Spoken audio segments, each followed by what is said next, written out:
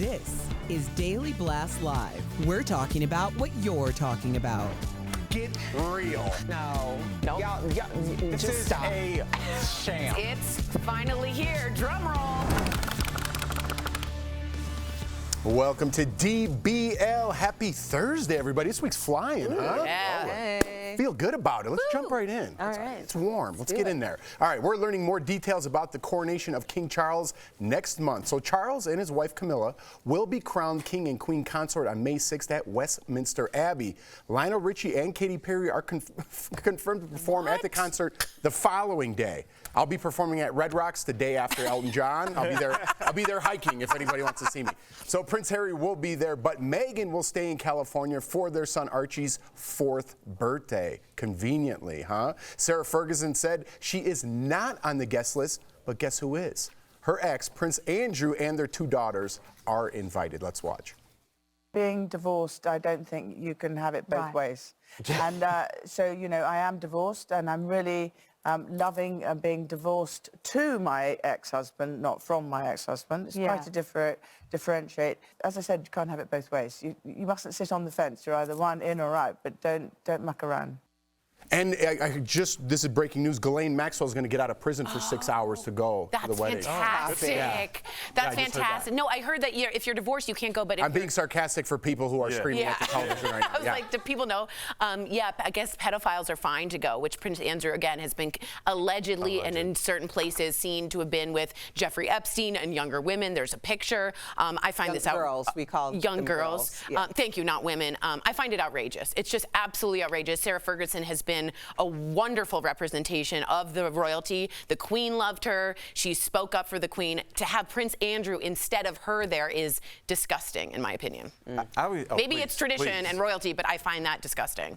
No, Lionel Richie, y'all know how much I love me some Lionel. But he's not British. Well, but here's the thing about Miss Lionel, okay? I remember doing an interview with him, and he told me the most money that he ever received from a single performance. And he was like, and I go, oh, that's great. So did you know the person? Was that a part of it? He was like, did I tell you how much money they gave me? So I am wondering how much money he is getting to perform. But he did say that it's an honor. I respect Lionel tremendously, so that's no shade on him. I know a lot of people are kind of avoiding this entire thing. And I'm glad that, you know, Harry's going to go because he was damned if he did, damned if he didn't. And Meghan can stay at home. It is their son's birthday, so I don't know if it's convenience because did the granddaddy not know that it was his grandson's birthday? But I mean, well, it's good timing, though. It's a good excuse. And I think a lot of people, like, I always look for stories like this for, like, what regular folks can take from it. And, like, I think a lot of people have situations where your partner doesn't really get along with a side of the family. And I think just finding, like, you're not always going to have the luck of a birthday, but just something like, oh, she is kicking herself. She wish she could come. Exactly. You know, you just want to, like, I think that's a good papering over. We all know, but we'll take a little window dressing every once in a while. So I thought they at least handled that well. And Lionel Richie, get the bag. But do you guys think he feels embarrassed, King Charles, that, like, everyone said no? And, like, Lionel Richie and Katy Perry that have no connection to him whatsoever. Like, you'd expect to have a British band that's proud of their country. And there's going to be 1 billion people watching it. Yeah. So okay. Is there? Yeah, I don't think so. I don't know. It's kind of a letdown for, like, I feel like I don't know. I don't think it has the same interest as... There's going to be a lot of people. A lot of people, but not like royal wedding. Right, it's very different. Yeah. All right, so Creed 3 and Marvel star Jonathan Majors is facing a career crisis. That's to say it lightly. He was arrested last month for allegedly choking his girlfriend in a domestic dispute. So this year, Jonathan won praise for his role in the hit movie Creed 3. He's also making waves in the Marvel universe, starring in the 3rd Ant-Man film, and has 2 other Marvel projects that are set to be released next year. Since his arrest, more women have come forward with allegations of abuse and are working with the Manhattan DA. Jonathan has been dropped by his PR team, his manager, and lost a movie and an ad campaign. He denies all allegations. He is on his way up to to put it lightly. And this is not good. Maybe was not. Yeah, you're right. Yeah. You're right. Tense. There's And it happens that quickly that I don't even know which tense you should use. How crazy is that? Because we're right in the middle. We're watching it in real life. I almost said IRL, which is super embarrassing, but in real life. I just want to give you guys some context. Broadway actor Tim Nicolai tweeted saying a lot of people said, why didn't you do anything? Because he had said, I knew about this. And he said, folks, people have tried. Ultimately, we needed a victim to come forward, but it's both simultaneously awful to know he's still doing this, but also a relief he may never get to again. So this is well known in sort of the acting world. And, you know, if it's true, allegedly, he shouldn't have anything. But what is he saying? Like, what is he alleging? He's saying that there were victims of aggression and sexual things, but he didn't want to come forward. He says a bunch of us are close with people and that were directly harmed. I don't know if they will speak on it. It's completely their discretion. Yeah, look, wasn't like a huge Jonathan Majors fan. I was learning about him just like the rest of us were, like in very real time. But there have been some fatal flaws that have taken place in whether he's guilty or innocent. Right. His attorneys released text messages from the alleged victim that were thought to help exonerate him at least in the court of public opinion.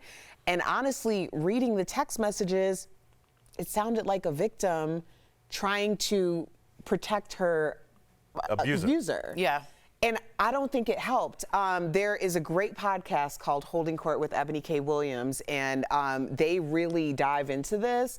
And it's a very nuanced conversation because no one wants to see this happen, but you also don't want to see anyone be protected for any reason if they truly are an abuser. So this is going to be something that people, you know, you got to, first of all, keep your hands to yourself. Be careful with who you surround yourself with. Your circle is everything. And have support for people who aren't just going to yes you all the time because you can get yesed into the highest stratosphere. But that fall is tough. Yeah. Yeah. And it's tough for the companies that hired him because just 2-3 years ago, people are being scrubbed from movies that they already filmed. And Kevin it seems Spacey. like he's in a couple movies. And if this becomes true, it's alleged right now, they're going to have to scrub him. You can't keep and him the in Marvel universe is fixed, like characters with her for decades. Right. It's a tough spot. Absolutely. All right, coming up on DBL, our interview with SNL star Bowen Yang and the co-creator of the hit show Aquafina is Nora from Queens. And Mandy Moore says her husband's family watched her in the saddest movie ever, A Walk to Remember. If you haven't watched it, you're going to cry. We're going to talk about our biggest tear-jerkers next.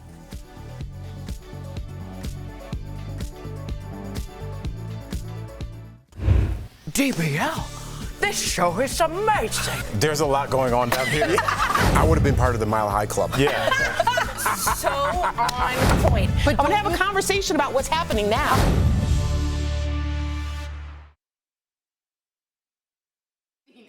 All right, so we're talking about our saddest movies. Obviously, A Walk to Remember is the one we're talking about. That would have been my pick. I'm not even joking, I watched this on the couch by myself when I was in Los Angeles, and I cried like a little kid. This is what gets Jeff. I'll always remember. Dude. No, I will cry. It's late afternoon. I wasn't expecting that. I was just watching it, and I'm like, oh man, I got into this. These two kids fall in love. It's from 2002, so spoiler alert. Yeah. It's over 20 years old. Yeah. It is. She has leukemia, so I'm watching these two kids fall in love, and I had like a little crush on Mandy Moore back then. What's the guy's name? Shane? Yeah. Something? And then she died. It is. Yeah. I was like, what? I was just Spoiler watching an alert, afternoon 21 movie. years later. Yeah, it's 21 years. Was her walk to remember her walk to heaven? You've never seen it? No, I don't like my movies. God. Like My Girl was really hard for me. That was a hard one, so I stay away from like these movies. But what is her walk? Like, what does that mean? Are you crying for real? No. Oh. And I'm not either. I'm a geeky ass. I don't. Yeah, what's her walk to remember? I don't know. I didn't remember. Don't they do the? Well, they do a At little. the end. Do they walk? Or like, Oh, the Notebook. The Notebook. what's yeah. the walk? It's better than the Notebook. Maybe like the journey, like The I journey to remembered. heaven. They like walk on a dock at one point. Listen, who? like this. You don't remember. happening? What is I'm walking on the dock like they do. I No, he don't was know, holding my but hand. it is a tear. It is a tearjerker. It is. If you do not cry during this movie, you might want to check to see Oh, if you have a that's heart. it. I think that's how men get caught. We're not trying to watch That's it. it. That's It's when the when I walk started down the crying aisle. They get with married. Beyonce's they get married. Formation Yeah, movie. they're only 18 and they get married. Oh, great movie.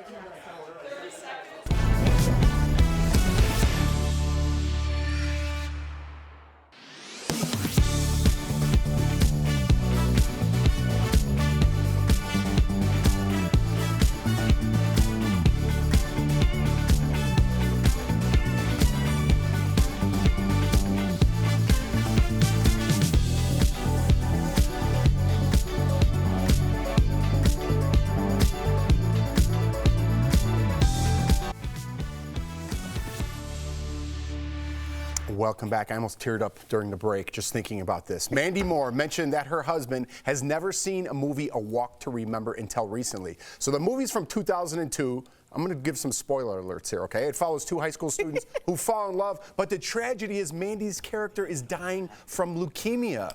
Mandy posted this message from her husband who watched it for the first time. He said, quote, "Haven't cried like that since This Is Us. So sweet and so sad." She replied, "Oh, babe, sorry."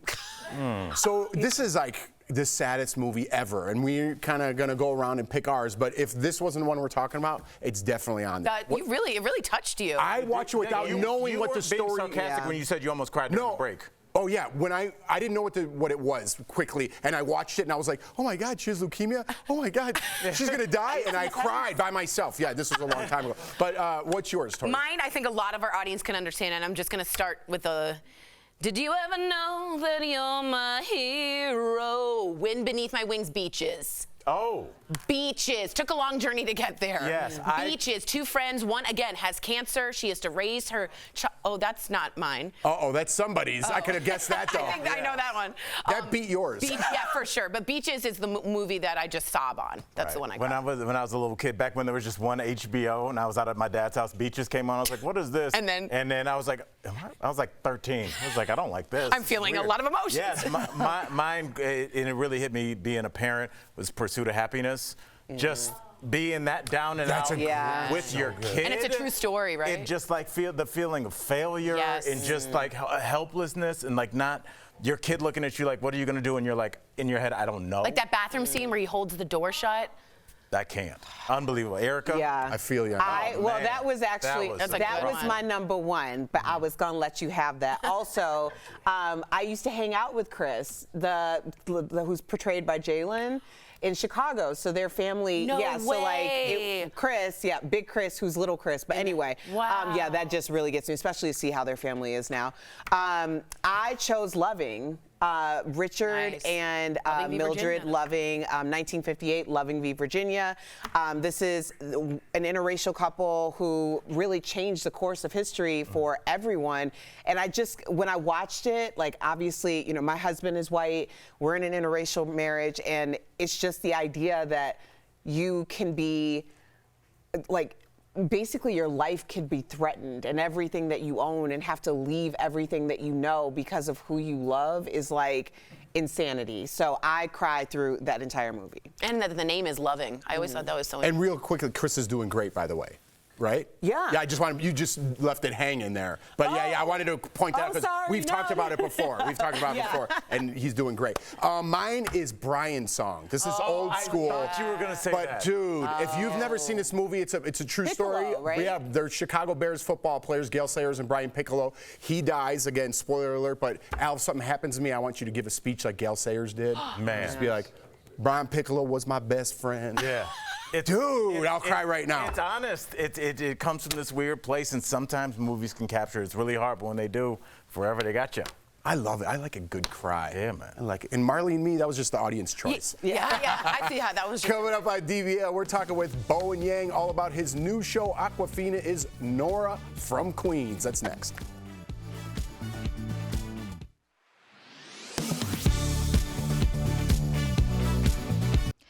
420, never 420, but quite often associated with consumption of cannabis. Let's get to the root of the term, turning to these sources to verify some of the popular explanations for how 420 came to mean marijuana. Is it based on California Penal Code? No. Despite a common explanation that Section 420 refers to marijuana-related offenses, we looked it up. It has to do with property violations. Is 420 a police radio code related to marijuana? A popular theory, but the answer is no. There can be some variation in communication among departments, but 420 is not a common or standard radio shorthand. Those usually start with 10, like you see in this list of radio codes in California published by Stanford University. 10-4? Is it because there are 420 active chemicals in marijuana? The most sciencey of all the possible explanations, this isn't it either. According to NIH-published research, cannabis contains more than 550 chemical compounds, including THC and CBD. So if all of these are tall tales surrounding the high number, where did it come from? It's hard to verify completely, but the strongest lore dates back to 1971 and surrounds a clique of self-professed hippies in San Rafael, California, nicknamed the Waldos. On the group's official website, they claim it began with a plan to meet on campus and get high at 4:20 in the afternoon. The story goes, eventually the friends' connection with the group The Grateful Dead and some love from High Times magazine helped coin the term, which has today moved from code to commonplace. With your Verify, I'm Abby Larico.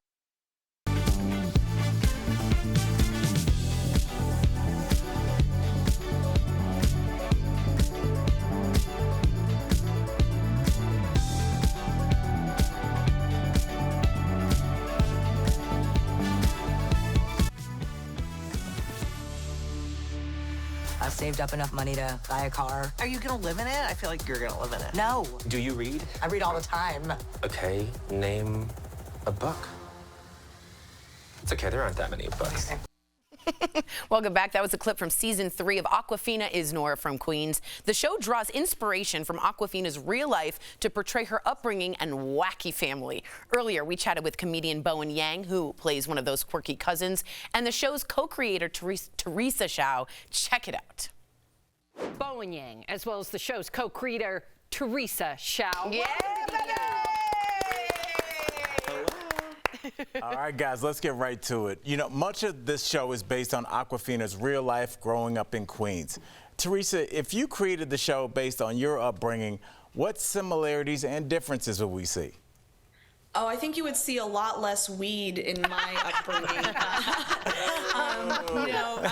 I grew up outside of Boston, and I don't think there was as much smoking in my upbringing. But Nora's life is far more interesting, so that's why we're doing a show about her life. Well, let's talk about that, because Awkwafina's Nora from Queens is such a hilarious showing the struggles of navigating young adulthood. You two are both wildly successful. But did either of you experience Nora-like struggles when you were first on your own? Definitely.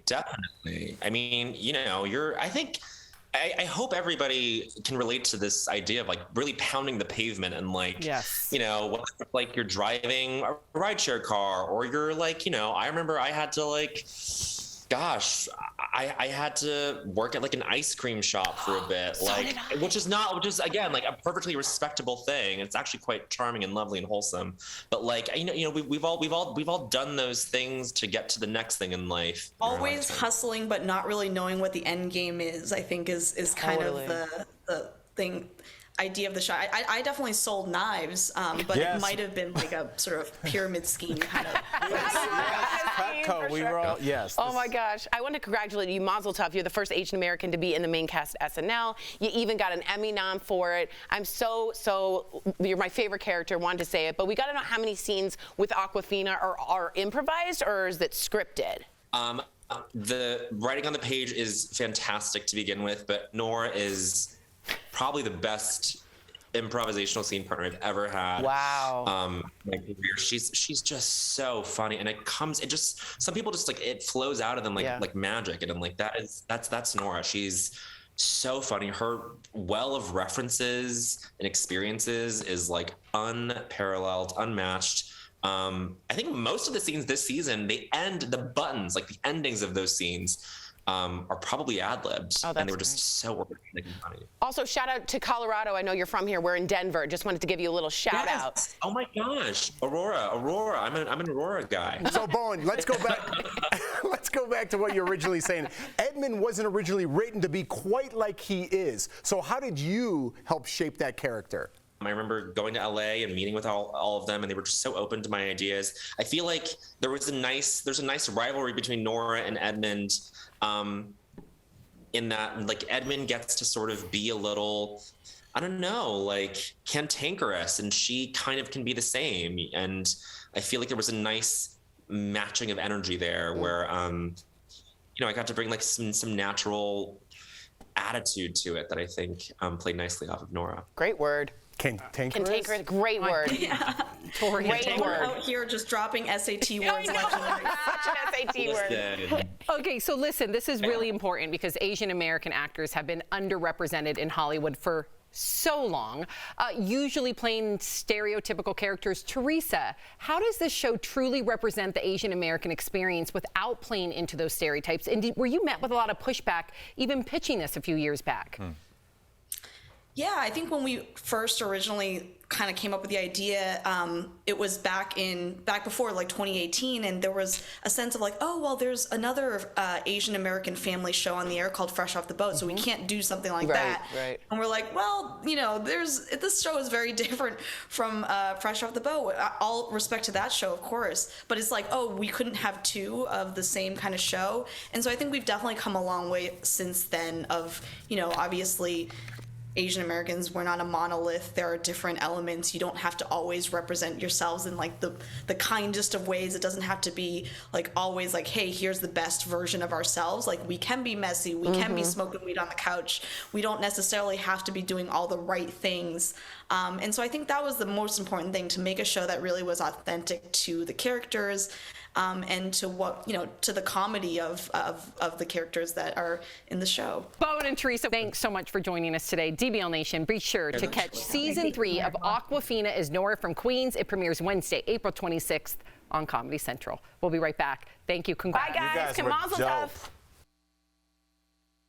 Administration announced new rules saying which car owners are eligible for a tax credit. The Democrats' new law to address climate change is called the Inflation Reduction Act, and it includes a $7,500 tax credit for people who buy electric vehicles. There already was such a credit on the books, but this law changes which cars are eligible, and a lot of Verify viewers asked us to look into those changes. So let's verify. Are all electric vehicles eligible for the new tax credit? Our sources: the full text of the Inflation Reduction Act, the 2008 law that created the old tax credit, and the IRS. The previous EV tax credit had a significant limitation. Only 200,000 credits were available to each manufacturer. So once that number was hit, no more buyers could get the credit for that brand of car. The new law removes that cap. Good news for popular brands like Tesla that haven't been eligible for years. But there are a lot of new restrictions as well. First, only cars that are assembled in North America are eligible. According to Consumer Reports, that rules out some companies that make their EVs abroad, like Hyundai, Toyota, and Kia. Second, it rules out the most expensive models. Trucks, vans, and SUVs are only eligible if they cost 80 grand or less. Sedans and other cars have to be under 55 grand. That rules out some popular luxury vehicles like the Tesla Model S and Porsche Taycan.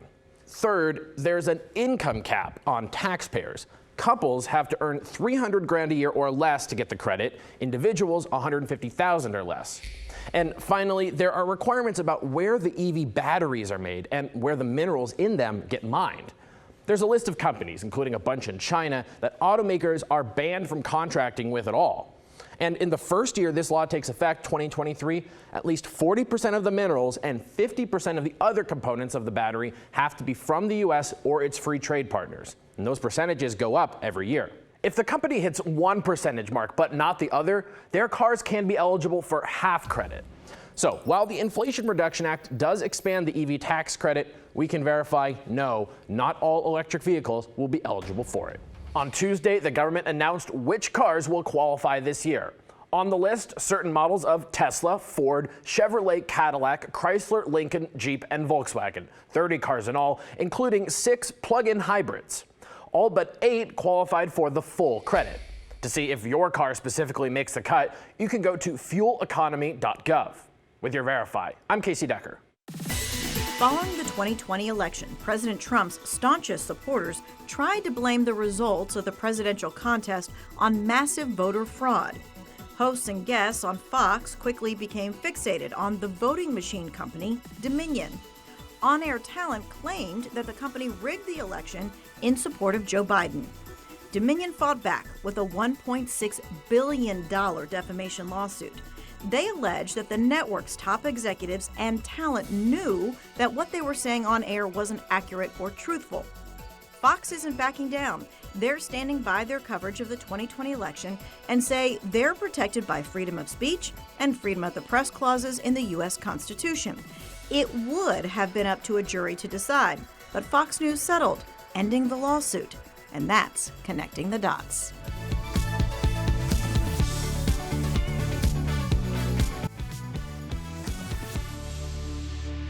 Welcome back. We've got some amazing deals from our friends at Morning Save. Check them out.